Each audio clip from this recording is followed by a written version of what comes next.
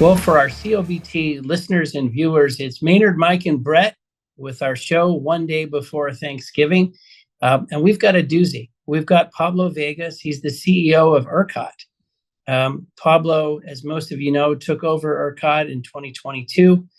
ERCOT is really at the center of the nation's energy and power policy because Texas is such an important, so important economically, so important from an energy standpoint, and so important when it comes to power and industry and everything that's happening in the state. Pablo's career includes a stint at NiSource, before that AEP and IBM and Anderson Consulting. He was just telling us he's an adopted Longhorn fan, as you can tell in the video, but he also hails from the maize and blue. He's a Michigan man. So Pablo, before we wrap up today, we might have to do a little football prognosticating for the Thanksgiving Day weekend.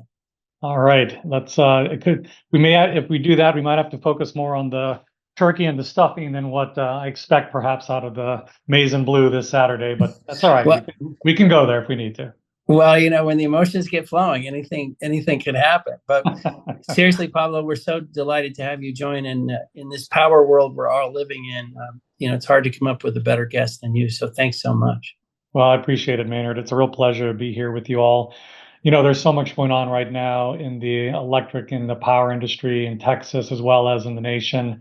And you're right, Texas is always kind of at the forefront of those conversations because one, we've got the fastest growing economy, you know, in the country right here in Texas. We've got one of the most innovative markets and designs for an electric system of anywhere in the country.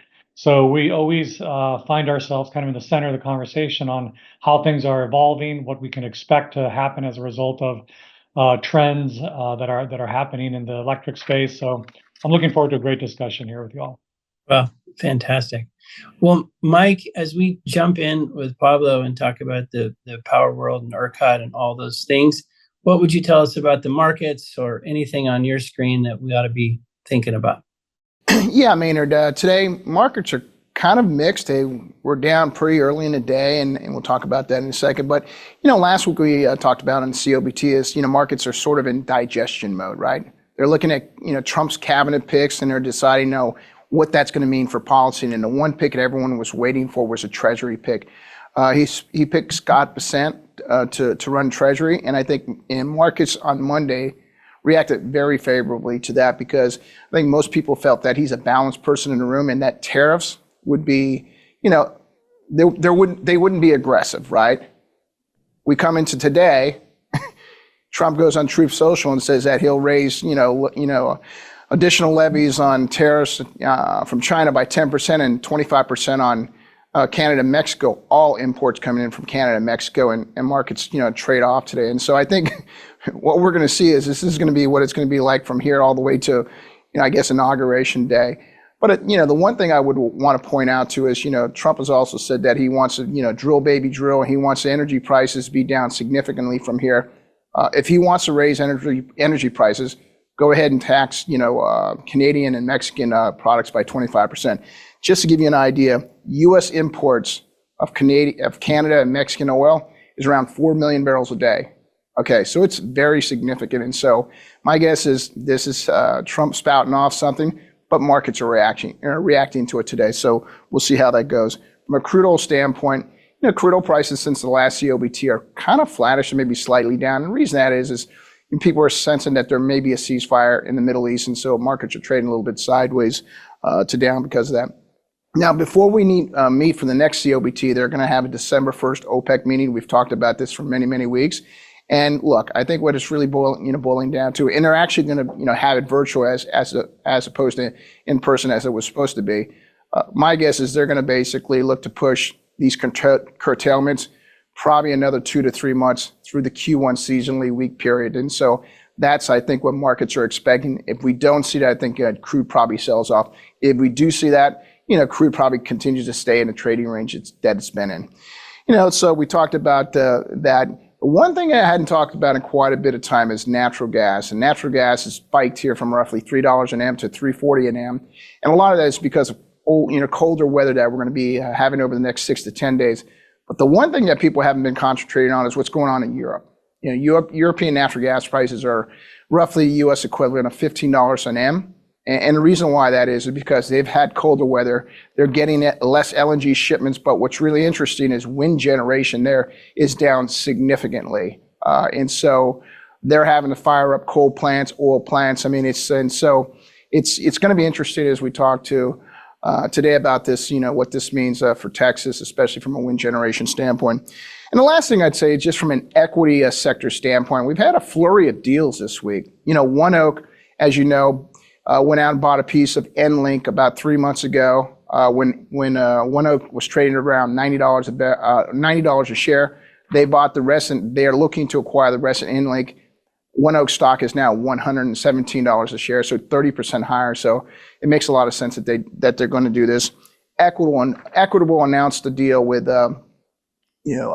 BlackRock. Mike, you got to say EQT, or they're going to kill us. Oh yeah, EQT did a deal with BlackRock. I think it's $3.5 billion JV on the midstream business. And we saw Peabody Energy just do a deal with Anglo American for met coal assets over in Australia. So a lot of deals here in the last week or so. So I think we're going to continue to see more of this being done because I think people are seeing the Trump presidency. They think it's going to be good for business. And so some of these deals that have been out there for a while, they're starting to happen. So I expect you're going to see more of those. The last thing I'd round it out with is COP29 just ended this last week. There was a last minute deal to triple the amount of capital to developing nations, roughly from $100 to $300 billion. Just to be honest here, they never even got $100 billion. So the sense that they're going to get $300 billion seems a little absurd to me. But they were looking for almost $1 trillion. And so any way you look at this, it's kind of a bit of a disappointment, COP29 in Baku. So we'll just end it there. Maynard, back to you. Okay. Well, Mike, Brett, let's jump in with Pablo. Pablo, I was thinking as Mike was talking about Europe and gas prices, wind, etc. One thing that we end up doing on COBT is we just get to talk to people about different energy, particularly power systems. Mm-hmm. And that's really been fascinating. As the CEO of ERCOT, does your phone ring a lot from people running other systems saying, hey, let me run something by you, or let's compare notes, or what's working in your system, not working? Does that kind of dialogue happen? It feels like it would be helpful if more of it was happening. It actually does happen. And there's actually some pretty good networks that the grid operators around the US and around the world participate in together. There's one network that consists of the grid operators in countries and grids that have the highest penetration of renewable energy. So Texas ERCOT is one of the most advanced renewable energy grids in the world. So is the Ireland grid, IRGrid. So is the UK grid, which is run by National Grid. Energinet, which is the Danish grid, one of the most advanced renewable grids out there. AMO, which is Australia, they're one of the most advanced renewable grids out there, and of course California's too. Those six grid operators, we get together several times a year virtually. We try to get together in person every year, and we spend a lot of time talking about the kinds of issues that Mike was just talking about, where how do you manage a grid that is getting higher and higher penetrations of intermittent resources? How do you deal with things like stability, like inertia? How do you ensure that you've got, resource adequacy, and, what are the different channels for that? So we definitely, we talk about those kinds of issues regularly. And then in the US, similarly, there's consortiums of just all the US and Canadian-based grid operators, and we meet also several times a year talking through things that are probably a little more domestic around, how are interconnection queues getting managed? How do we get, how is Texas getting power resources and load resources connected to ERCOT as quickly as we are? What are some of the things that we do to get transmission built as quickly as we get it built? Because frankly, ERCOT is a bit of an anomaly from a lot of the other grids in the US, in that the way we've set up the regulation and the rules on our market really does enable pretty quick movement compared to most other grids in the US and the world to get power connected and to get load connected. So we're in a kind of an enviable spot from an economic development point of view. And some of the, our policies and our rules around that have really helped the growth story that's been the Texas growth story. That's really interesting, that discussion, those groups that you're referencing there. Is it also the case, Pablo, that you would have, a reasonable amount of interaction with big users of power? Like, I'm contemplating a multi-billion-dollar expansion. I'm going to need the power. I think I'm going to ask Pablo if he'll have a cup of coffee with me before I pull the trigger. Is that a typical thing for you to do? It sure is. And, I try to stay very connected with all of the segments of our core marketplace, which include our large industrial users, our residential users, and of course, the power suppliers, and that's across the spectrum, whether it's the intermittent, whether it's the new energy storage developers, the battery developers, thermal dispatchable guys, and of course our TDUs, the transmission and the distribution utilities. All of them have very unique issues that have to work together in order for the whole system to be efficient and to be reliable. And so I spend a lot of my time actually with stakeholder meetings talking about what are the particular concerns or asks that some of these stakeholders may have as it relates to our policies. And then, we have a process, we have a pretty robust process called our Technical Advisory Committee, the TAC. And that's essentially made up of members from the market. And the market is all of those different, groups, the TDUs, the power generators, the consumers, and they work to adapt our protocols and our processes in order to make sure we continue to run a reliable, efficient grid. And so that's an ongoing process that goes on throughout the year. And then, those recommendations get bubbled up to our board and to the Public Utility Commission. I was just thinking, Pablo, if you ask, the person on the street, and maybe this is a slightly hyperbolic example, but I think if you ask somewhat informed people about ERCOT, two things come to mind. One is a massive increase that's being forecasted for power need in Texas, like so large that you wonder, like, is that possible? Can that really be the case? Like just that. And of course, Uri, the specter of Uri is always there. So so it's this place where it's kind of ERCOT, in a way. ERCOT is the poster child for growth and the poster child for a really unfortunate reliability incident, if you will. Yeah. Is that, how do you're now leading an organization that's so unique, where how are you thinking about meeting the growth, but at the same time, trying to ensure we never come as close as we did or have as many problems as we did during Uri? Yeah, that's really the $1 million question there. I think that you just kind of summarized in one. Yeah, I just had one question. That's the whole show. You kind of captured it all right there.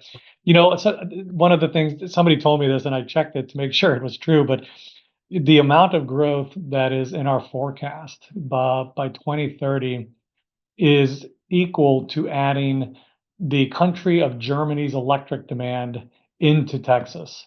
So think about that. Europe's largest, most productive economy added to the Texas grid in the next 5 years. That's what the growth represents.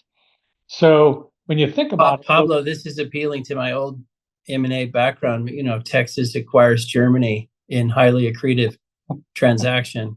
We're gonna bring our energy policy to them and fire up their industry. It's crazy, right? When you actually think about the scale of what we're talking about here. I mean, the ERCOT grid uses more power on a peak day than California and New York combined on their peaks. It is a tremendous, tremendous energy economy, one of the largest in the world. And so it is a force. And that growth that we're talking about is not trivial. Couple things about it. It represents, I look at it, at the forefront of everything, I look at it extremely optimistically in terms of what it represents. It represents an economy that is growing, it's productivity, it's going to be opportunity. And I think Texas has all of the tools in their tool belt to be able to meet that growth opportunity and challenge and to continue to lead the economy for the United States and the world as we have for the last many years. So I'll start with that. I'm optimistic about it because I think it represents really the best of what the Texas economy has to offer. And there's a reason why the demand growth is so significant here. It's because we've created the legislature, the governor, the policymakers in the state have created an environment where literally an economy the size of Germany is going to be developed and grow in our state in the coming years. And so that's incredible. So how do we make sure that we do that in a responsible way? That's the second part. And there's a couple things that, really we have to think about. One is, we have to look at and evaluate, are the current market designs well suited to getting us there as efficiently and effectively as we want? And I would say there's a couple of answers to that. First off, we are building more generation in Texas than virtually anywhere else. So we're growing a ton of supply. Pablo, there you mean all flavors? Like we're adding? Well, that's what I want to point out. Okay. That's an important part of it. So we are growing solar very rapidly. We are growing battery storage very rapidly. Since March of this year, since last winter, the winter that we finished in 2024, since March 1st through the start of this winter, through November, we have added over 10,000 megawatts, 10 gigs of power to the electric grid. That's an enormous amount of growth. That is more than 10% of the peak growth of the entire state added just since this winter ended. So we are adding generation at an astronomically fast pace, but it is all solar and batteries predominantly right now. That has real issues in terms of balance. And so that's the other half of the question. We need to adjust our market design and incentives in such a way that the growth represents balance in order to serve all of the demands that are coming to Texas. Because for the most part, most everyday consumers that, like listen to this podcast are going to say, my business, my home needs power whenever I need to use it. Like while there could be some conservation adjustments and, peak periods, but for the most part, we expect power 24/7. That's an expectation. Now, there are some businesses who have, by design, extremely flexible business models where they can literally turn off their power consumption on a notice, like a crypto mining facility is one of those that comes to mind. Potentially, if we start to see development of green hydrogen, the electrolysis process could potentially be turned on and off rather quickly. Those are big energy users. But for the most part, people expect power 24/7. So that means you have to have a portfolio of supply that is balanced across all the characteristics that can serve a reliable grid 24/7. And solar and batteries alone are not going to do it. We are going to need to get long duration, dispatchable generation that can endure during, long winter storm events, the Dunkelflauten, that we might experience, the German cold, dark, no wind, gloomy type of day that they have been, struggling through this November. We get the equivalents here. I'll give you an example.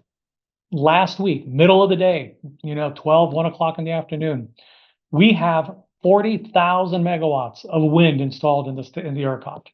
40,000 megawatts, the largest fleet in the country. And on an afternoon last week, we had about 450 megawatts being produced by it out of 40,000. So the Dunkelflautens happen everywhere. And if the wind isn't blowing, you could have 1 billion megawatts of wind. It doesn't matter. You need to have the fuel in order to make electricity. And as far as I'm aware, the sun still doesn't shine at night. So you can be guaranteed that no matter how big our solar fleet grows, it will never produce power at night. And so we now have the largest solar fleet in the country, 25,000 megawatts of installed solar capacity. It's massive. And it is growing. Of that 10 that I told you for just since March, over 6 of that was solar. So, it is growing very, very quickly. So we're getting all kinds of power, but we're not getting as much on the thermal long duration that we need. And that's the reliability risk that has to be addressed. And we have to see several places for that to be, to be remedied. And I'll pause there. You may have some follow-ups, and we'll definitely get deeper into this. But that's the million-dollar question you asked there, and it has a lot of different kind of offshoots. No, that was great, and some amazing statistics in there. The adding of the 10 gigawatts of battery and solar, that 6 was solar, and that stat about 450 out of 40 gigawatts, 450 megawatts was available out of 40 gigawatts. It's pretty amazing stuff. I guess one question, I feel like I've seen Bill Flores do this, but if you're trying to measure, okay, how much firm power, dispatchable power do we need relative to our, like what's the right percentage, or what's the right way to think about if you were designing it technically from scratch, like how much dispatchable power do we really need? It is one way to think about that. Just, hey, in a worst case scenario, if I had no solar, no wind, and the batteries had been drained, that I could run the whole system on dispatchable power. Is that the way to think about ideally how much dispatchable you would have? Yeah, and you would also focus in on the winter, because in the summer, while there certainly can be cloudy days and days with less solar output, for the majority of our peak summer season, the solar fleet performs very well. And in fact, our kind of high risk periods on the ERCOT grid used to be, prior to this summer, used to be during the peak heat of the summer afternoon. So like 3-4 o'clock in the afternoon. And that's no longer the high risk period on the ERCOT grid. It's now later in the evening, around 8 to 9 o'clock, when the sun is setting, and it's still kind of lingering heat. And so air conditioners are still running, and we've lost that 25,000 megawatts of solar capacity. So the solar really does make a significant impact in the summer peak seasons. And so the way to think about, what would be then the peak that you need to cover if you don't have renewables, and is it a realistic scenario to think in a extreme winter event that you may have no renewables? It is, because in an extreme cold event, wind turbines effectively can ice up or have to be shut down under certain weather temperatures, and so that kind of turns your wind fleet off. And then, of course, your peaks in the winter don't occur in the afternoon like in the summer. They occur early in the morning when people wake up to go to work and school, typically around 6, 7 a.m., and the sun hasn't risen yet. So that's the peak in the morning of a winter. That's their largest peak typically. And then the next peak is when people come home after work, and then they fire up all their lights, start cooking, turn the heat back up. And that's typically around 6 o'clock, in the afternoon, 6, 7 o'clock, and the sun's already set. So it's very realistic to think about, a peak period during a winter storm event that could be no solar available, no to very, very little to no wind available, and then battery capacity that would be expired after roughly 2 hours would be the duration of our fleet. Our fleet is a mix of 1 hour and 2 hour batteries. And so if we really needed to use all of them at full capacity, we'd get a couple hours, maybe a little less than a couple hours out of them. So the balance would have to be the rest. The balance is your thermal dispatchable fleet, and that's what has to pick it up. Maybe, Pablo, just while we're on it, the size of the installed battery base in Texas, like just how much power, maybe for an hour, could we pull out of batteries? Yeah, we have about 10,000 megawatts, just under 10,000 megawatts of installed capacity right now.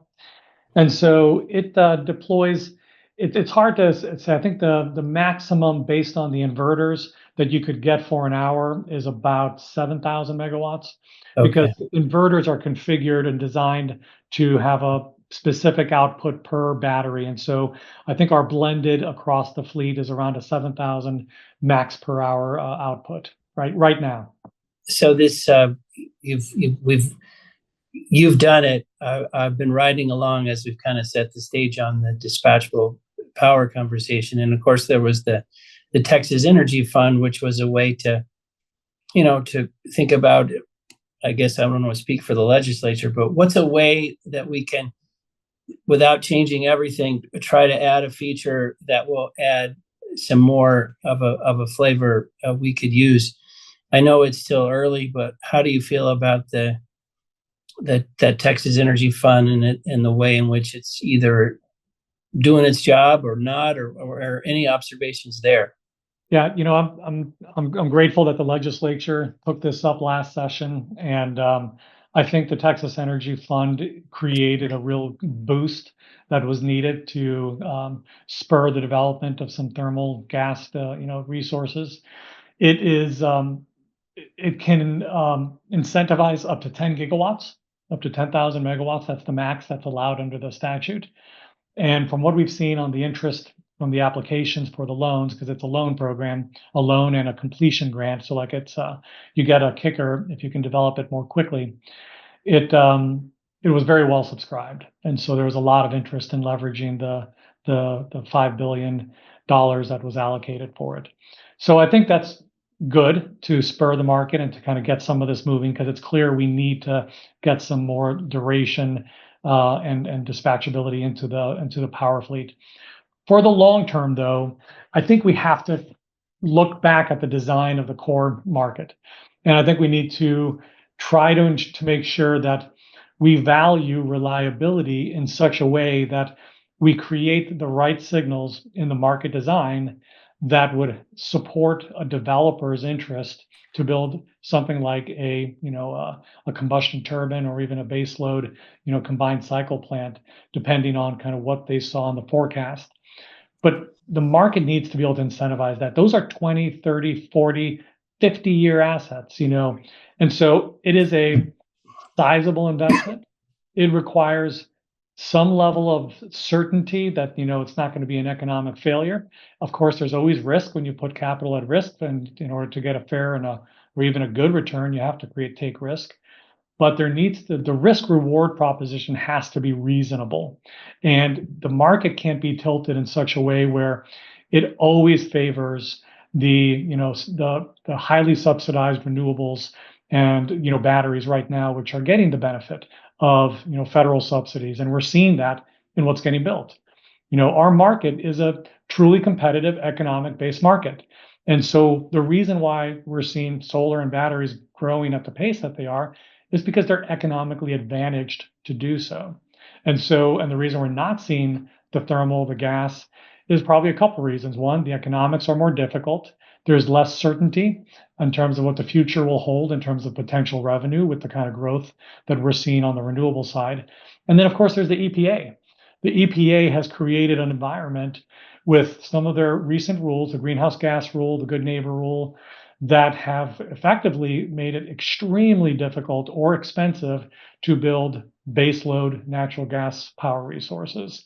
And so that likely has had a very significant chilling effect on the consideration for those types of power plants.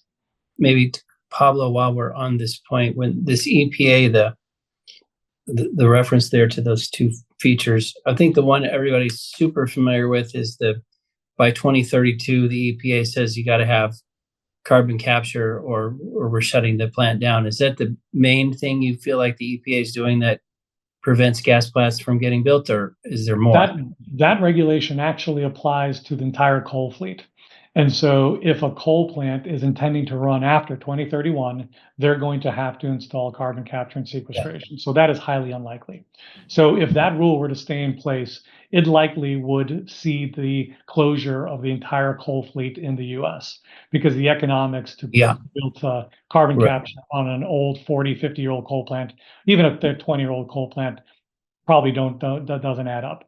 But on the gas side, there's another provision in the rule that says if you're going to build a gas power plant that has a capacity factor of greater than 40%, so that would be, a combined cycle is designed to run as a baseload power plant, so it would expect to have a capacity factor over 40%. Those units would have to also have carbon capture. That's the provision I'm talking about. And so now, the economics just don't support that. Well, and it's so funny because we want things that are efficient. We don't want things we like it when things run a lot of the time, as opposed to just periodically in terms of just energy efficiency. That's right.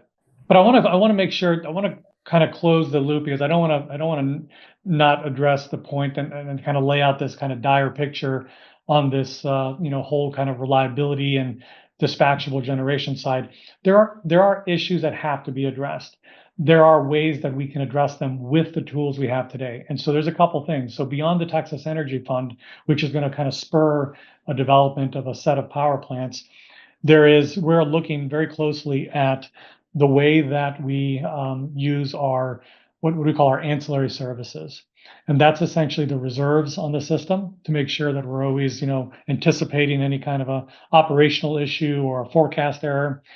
And we could use and segment some of those ancillary services and buy them in such a way in quantities that would reflect here is a revenue stream that reflects how we would like to ensure that the kind of resources needed to bring balance, which in this case we're talking about duration and dispatchable resources, that we could create products that would have a distinct and discrete revenue opportunity for resources that can perform with those characteristics.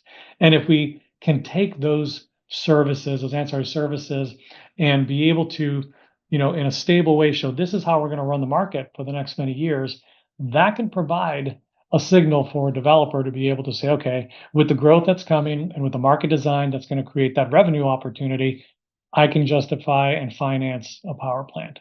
I see a path to doing that. And I think the other, and I'll stop talking. I think the other side of this is that the customer side of the equation has to be a big part of this story. And I'm talking specifically the large loads. So a lot of that growth story is coming from data centers. It's coming from large industrial manufacturers that are coming to the state. Those customers have the opportunity to drive the supply mix that they need to run their businesses. Now, we know data centers, whether they're AI, traditional cloud, any other kind of data center that's out there, that they require pretty high availability kind of metrics to serve their customers. We're talking 5 nines levels of reliability on a consistent basis. So those are the kind of companies with their balance sheets that they can put together PPAs, purchase agreements, to supply their load, what they need, their demand, in a way that's balanced. That includes reliable duration, long duration dispatchable power supply. And it could also include more renewables. We know that clean energy and environmental considerations are important for a lot of industries, including I think it's important for everybody. Everybody wants to live in a clean and safe place. So they have the power to structure their supply in a way that will grow the grid in the right way. So there's a responsibility on all sides of this to make this version work. And I think historically we've seen this kind of, we'll buy from the market, with whatever power's out there, and we'll sign up the PPAs for solar and wind in order to meet our ESG goals. Well, that's great, and that got a lot of solar and wind developed. But now we're at a place where we really need to grow this grid in a smart and reliable and responsible way, and we need the customers to be a part of that story too, the large customers to help us make that happen. Pablo, you're reading my mind a bit, because I was going to ask around the market structures in ERCOT that kind of were alluded to or a little bit kind of left for the future work of the recent Texas Advanced Nuclear Working Group, which kind of framed out some policy pathways that we could be looking at to incentivize nuclear growth in Texas, but rightfully pointed out a lot of the things you are saying now in relation to traditional thermal resources that would also apply in many ways to nuclear resources. So I'm just curious if you think that, I'm just curious if you think that there's any additional sort of market adjustment or market structures or support that nuclear projects might need, or if nuclear and dispatchable power, thermal generation of the past kind of fall into a similar bucket in terms of like the market needs that you see. Yeah, I do think nuclear is a little bit of a different story and has some unique requirements, and it's largely because if we're talking, and I'm talking about the advanced nuclear type of resources, so either small modular reactors, micro reactors, the kind of the next generation of these kind of new type of nuclear plants, which are more flexible. They are incredibly innovative in terms of the safety constructs for the types of fuel that they use, and they can be developed, I think, much more quickly. However, the challenge is getting over the first of a kind hurdle. That's what they call it, the FOAK, the first of a kind, because the economic hurdle for those first of a kind units that come out, whether it's a molten salt unit or if it's trisomy fuel, it is going to be very expensive in the first few iterations, and it's not until we get to that, call it the nth of a kind, so you're up to sixth, seventh, eighth version of the same one, that the efficiencies in the supply chain, the efficiencies in the development will get it to a cost basis, which will start to have the potential to compete economically with other resources. And so there needs to be something to help to get over that chasm, which is that first of a kind chasm.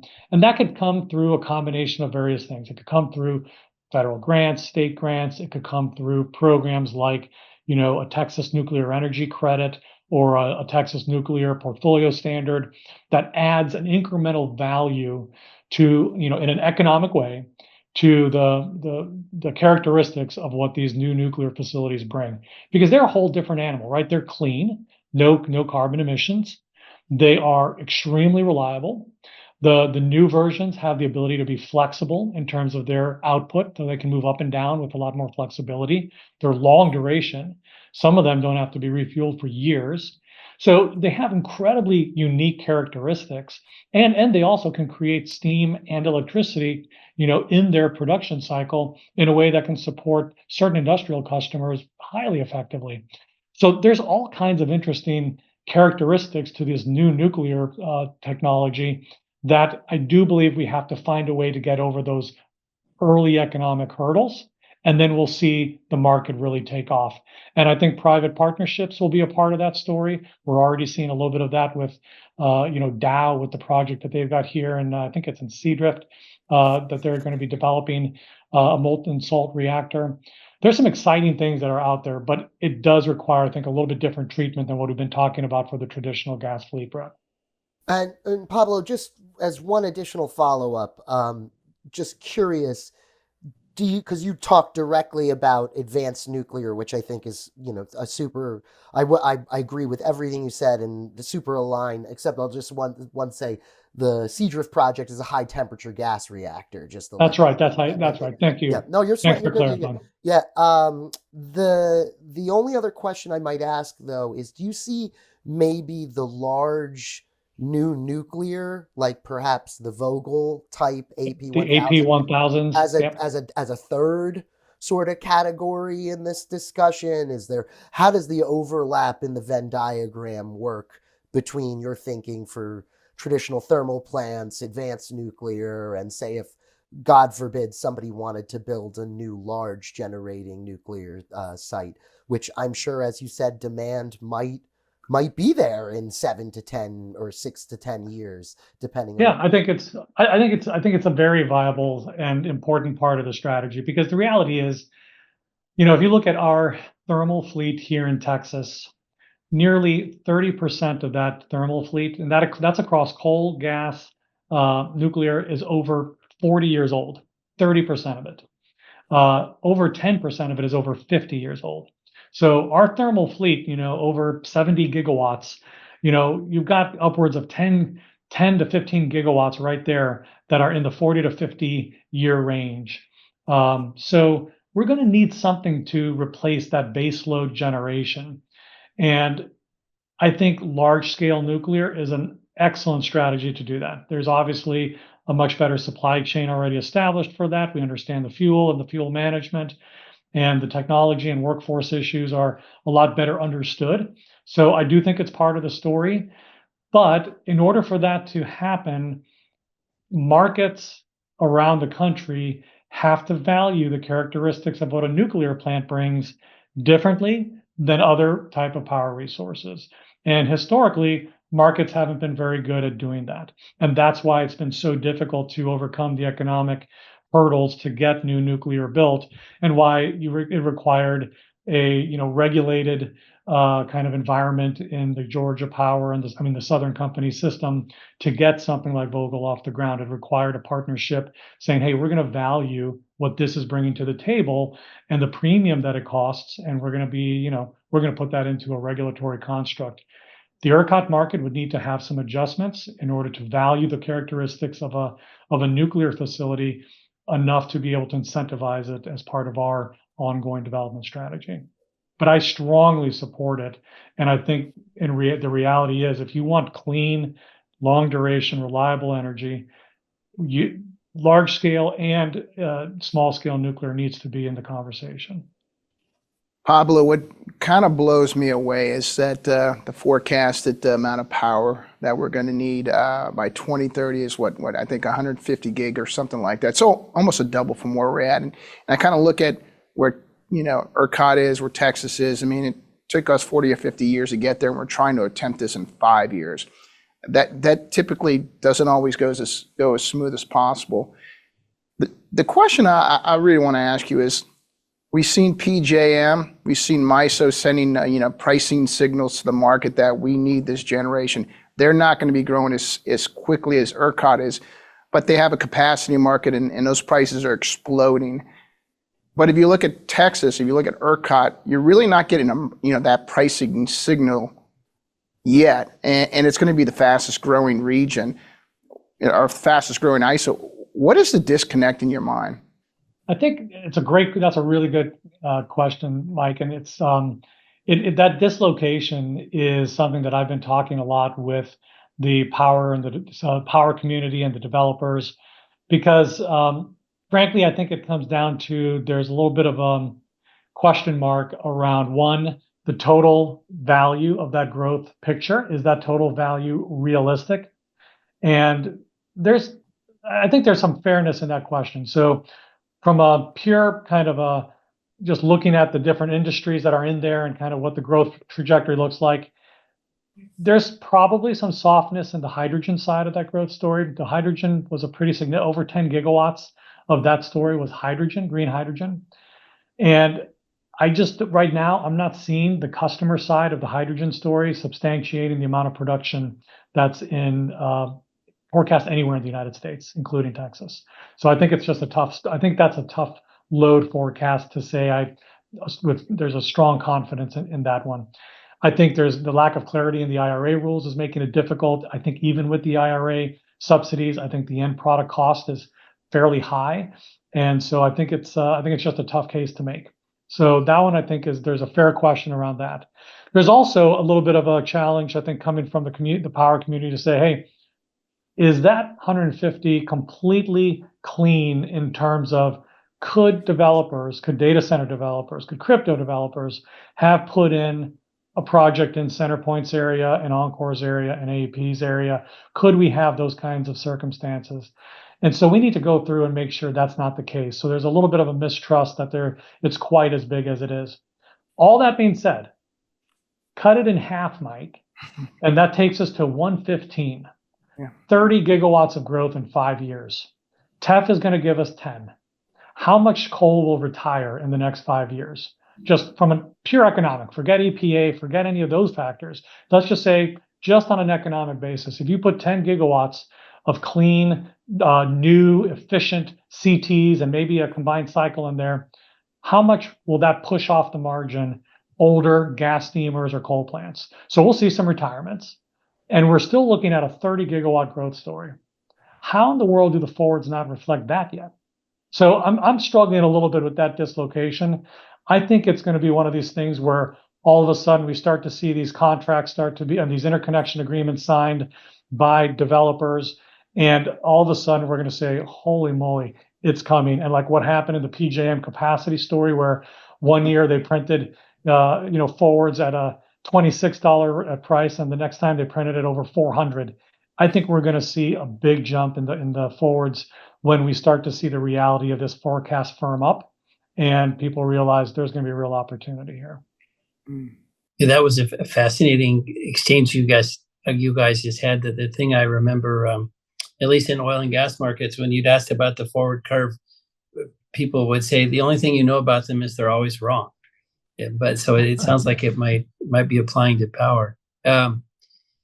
A question for you on distributed generation, Pablo, and maybe not the typical question, because I think we all understand that we've got innovative ways to produce power on site. That's going to take pressure off the grid. We're going to come up with innovative ways to integrate all that into the system and allow people maybe to sell that power or throttle back their power use at key times. So that's all exciting. The question I have for you is, it's sort of a power citizenship question, which is, once you take care of your own power needs to some extent, or you feel reliant, you feel not exposed to some of these issues, I guess the observation is it seems like you're less likely to lean in and say, yes, we should fix the reliability problems of the grid because you've kind of taken care of your own needs. Is this sort of a concern about distributed power, that the more people take care of their own needs, the less focused they are on the public good of the grid in the shape we all want it? That's a really interesting question because it paints a picture of a future that we're all eagerly trying to enable, which is higher engagement and participation from a distributed customer base, and whether that's industrial, commercial, or residential, higher level of engagement for the benefits that you're talking about that it can offer, which is efficiencies. If you could forecast and foresee the utilization of 5 gigawatts of distributed energy resources at an aggregate residential level, that could displace several power plants if that's part of our grid operation. So the efficiency of that is incredible because it's decentralized capital, right? It's they're paying for the power walls in their house, they're paying for the rooftop solar, they're paying for the electric vehicle infrastructure and the smart thermostats. So it's a really interesting question. Does it disconnect them? I don't think so, because when people become engaged in part of an economy or an ecosystem, I feel like they become more understanding of it. And right now, I think the biggest risk that we have is that a large portion of the population doesn't think too much about electricity beyond flipping the light switch or turning on, the stove. And that makes it difficult to really understand the bigger reliability picture. Because when somebody has made an investment to put backup generation on their house or to supplement their power with renewables, they're thinking about that reliability. They're thinking about this ecosystem, and they're thinking about the benefit for them, which they should. So I actually think it will enhance the engagement around the broader reliability system, and I think it will actually engage people more in the conversation, which I think is a benefit to all of us. One more question, Pablo. It's been a relief that none of us have to talk about the election anymore. We all have a break from it. But as Mike mentioned, we're now in digestion mode on who's going to get appointed and what will be the policies and kind of where we're going from here. Drill baby drill gets tossed around quite a lot in public, but the other one we wonder about is sort of build baby build, and by that we mean dispatchable power. Probably at least that would be top of the list, because the problems that you're talking about in Texas, they play out all across the nation. They do. Are you sensing, as we go into a new administration, that build baby build as it relates to power plants, dispatchable power plants might be on the radar, or it may be more focused on the cost of power or just the growing need for power? But what do you feel as part of this, the new mood in Washington, and how it could affect power policy broadly? Yeah, I think what we're going to see is removing the kind of the handcuffs that have prevented the development that is clearly kind of pent up at this point to enable some of this economic growth. To some degree, federal policy today is kind of tripping us as we get started right out of the running gate. The country is seeking to invest in, onshoring manufacturing, the CHIPS Act, incentivizing, data center development and the digital economy growth. So from a federal level, we're saying we want to grow here, and then they're literally tripping the power sector as they're trying to get out of the gate and run towards that capability with regulations that make it almost impossible to build a balanced portfolio to do so, which makes no sense. And so I think this new administration is going to recognize the kind of the folly in that strategy. Stop tripping the industry right out of the gate. Pull back and say, look, build, baby, build makes sense. We need to build. I'm hopeful that we're going to continue to build a broad, diverse portfolio that we're building today. There's a lot of momentum behind the development of renewables and batteries. Let's not stop that momentum, because there's value in the power that they're producing, and there's value in the characteristics that those resources have. What we need to do is add to them. This is an additive story. This is about growth. We need to add to the mix, balance the portfolio. We don't need to stop doing one in exchange of another. We've got to do it all. And I'm really hopeful that the administration will look at the opportunity to really kind of boost and spur that long duration dispatchable power supply in order to really get that economic growth fueled. And that's my hope, that they look at it through that lens. It's almost like what we need is somebody to do a half-hour commercial, maybe even just a 2-minute commercial, on how clean and valuable and useful it is to have natural gas plants. Yeah. We remember why we like renewables and batteries. We got that, but we've kind of forgotten why. As you were talking earlier, it was like, Europe did it. Maybe we need to officially designate natural gas plants as clean, just to get everybody to lower the tension on that. Well, I think what the country has been leaning on and borrowing on the reliability and the operating reserves that were developed over the last 30 years. Yeah. So the investments that were made to build that dispatchable, reliable power fleet, we have been leaning on that, as we have over the last 10 years stopped building those plants and built only solar, wind, and now batteries. So we're going to get caught up on that kind of credit card debt that we've been taking out on not building those types of reliable resources. So I don't know that we need to necessarily have new incentives or anything like that. I just think we need to let the value of reliability, which has always been a core part of the energy policy of this country, get back to the front of the line where it belongs, and utilities and investors and developers will build for the economy that we're going to grow into. They will. Like that capital cost incentive in the Texas Energy Fund, I was just thinking to myself, although it's welcome your financing costs, as a percent of all your costs, if you build a natural gas plant, it's just not that much, is it? No, it isn't, and that's a really astute point, because you still need to have an underlying market that can pay for the revenue requirement of that plant for the next 30 plus years. So getting a lower cost on the capital financing is great. It gets the projects kind of off the starting block and saying, okay, it makes it a little easier, the hurdle a little easier, but you still need to be able to make enough money in the long run to operate that plant. And so we can't lose sight of that. And that's why this kind of market design is such a critical issue, to make sure we get right for the long haul. Mike or Brett, any last comments as we wrap up with Pablo? What I would ask Pablo is, we always ask, 5 to 10 years out, what things would look like. And I guess, in your opinion, 5 years from now, what does the generation look like 5 years from now versus what it looks like today? And I'm going to caveat that in saying that, Trump is in office right now, that a lot of these emission rules get pushed to the side, and maybe gas generation grows more because of that. Maybe just a thought about where we are in a percentage term. I know you're talking about solar and battery are going to grow, but maybe where gas generation is going to be coal generation and nuclear 4 or 5 years from now. And Pablo, before you answer, because my question was going to be very similar or kind of in the same vein. I know it's hard to prognosticate, and a lot of people always talk about ERCOT as an island.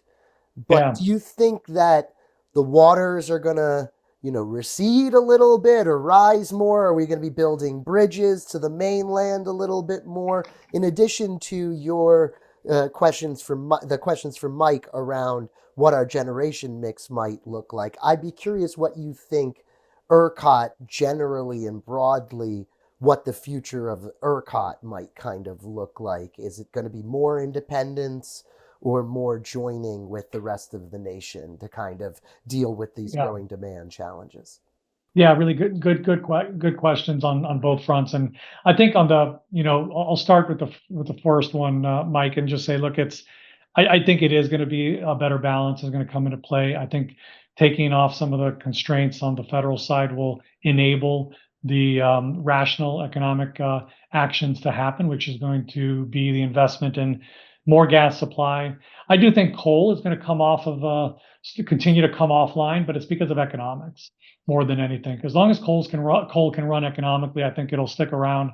But I think that those days are getting fewer and fewer, and more efficient type of resources like gas are going to be able to be successful in the long run. So I think we'll see a better balance in our portfolio mix in 5 years. And I do think we'll continue to see growth on the other side of the fence too, on the renewable side.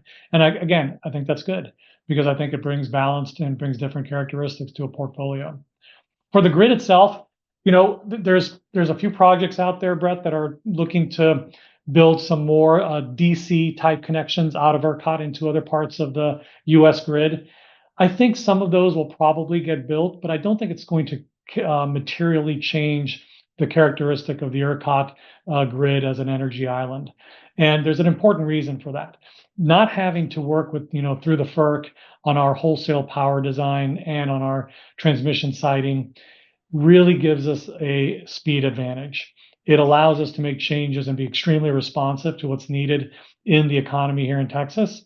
And if we had to run every wholesale power market change through the FERC, we wouldn't be the grid that we are today. We won't be experiencing the economic growth that we have today. So I don't think we're going to do anything that will change that.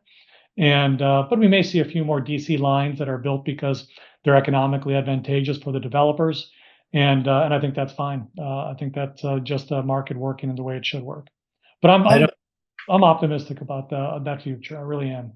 This is the thing, Pablo. I don't think a lot of people understand about connecting ERCOT to the rest of the nation like that it would come with a lot of red tape that would make you regret it. Yeah, because the fact that we're an energy island effectively takes FERC authority out of our wholesale power markets, and the Texas state legislature is the power market authority for us. So it gives us a lot more, like I said, speed, agility, responsiveness to what the needs are in the state. And I don't think that anybody's going to do anything to change that in the coming years. Well, I guess that's a lot of people. When the Republic joined the nation, I guess they kept that one little piece out, which might be good for all of us. That's right. Pablo, Ohio State favored by 20.5, but the good news is the Longhorns favored by 5.5. So I feel good. At least one of your teams is going to bring it home over the Thanksgiving Day weekend. Look, in a rivalry game, never underestimate the spirit and intensity of just great old-fashioned rivalry. You got a bunch of 18, 19, 20-year-olds out there. Who knows what in the world will happen? But that is a pretty depressing line, I've got to say, on the Ohio State game. And so I'm looking forward to a much more competitive Texas A&M game. I wish everybody a safe Saturday of football, and everyone a really safe holiday too. Thanks for letting me be a part of this podcast. Pablo, you're awesome. We appreciate you, sir. Thanks, everybody.